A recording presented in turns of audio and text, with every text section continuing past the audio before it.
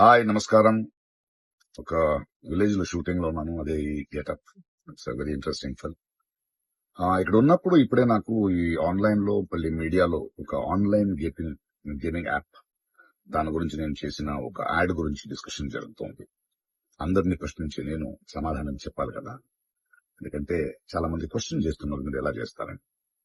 అది ఒక 2016 ఒక 9 years బ్యాక్ ఇలాంటి ఒక యాడ్ నా దగ్గరకు వచ్చింది. నేను చేశాను నిజం.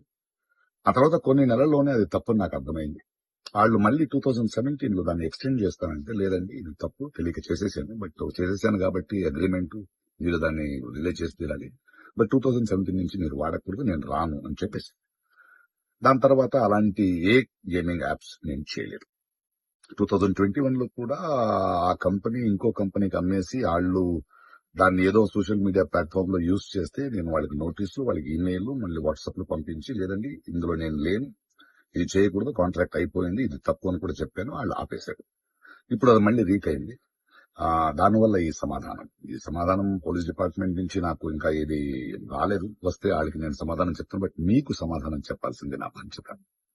So 2017 9 years back for 1 year contract నేను చేసింది నిజం. అది తెలిసిన తర్వాత దాన్ని ఆపింది నిజం. ఆ తర్వాత నేను చేయలేదు అనేది కూడా నిజం. ఈ మాట మీకు చెప్తున్నాను. ఇంకో విషయం, దయచేసి యంగ్స్టర్స్ ఇలాంటి గేమింగ్ యాప్ అది ఒక వ్యసనం. ప్లీజ్ మీ జీవితాన్ని కోల్పోండి. Thank you.